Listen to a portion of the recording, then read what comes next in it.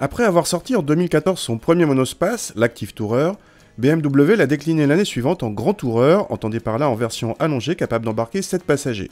BMW suit ici la même démarche que Renault avec les Scénic et Grand Scénic par exemple.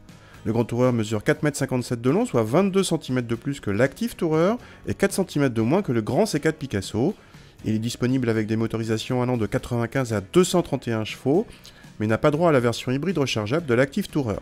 Notre modèle d'essai utilise le 18D de 150 chevaux de milieu de gamme diesel. L'un des points forts du monospace BMW vient de sa qualité de présentation vraiment flatteuse, bien plus que celle d'un Mercedes classe B et plus chaleureuse que celle d'un Touran. À l'arrière, pas de siège individuel, mais une banquette coulissante en 2 tiers à tiers. L'habitabilité y est bonne pour 2 adultes en position reculée.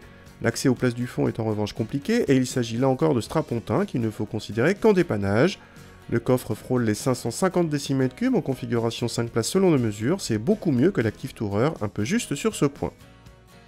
Contact et le 2 litres diesel se montrent discrets, il est ici associé à l'excellente boîte automatique à 8 rapports.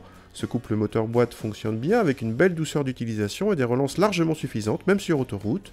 Côté châssis, ce Grand Tourer propose un dynamisme bienvenu pour la catégorie grâce à un train avant mordant et un arrière mobile, même si l'engin prend logiquement du roulis.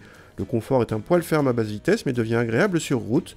Précisons que le bon compromis proposé ici était obtenu sans suspension pilotée.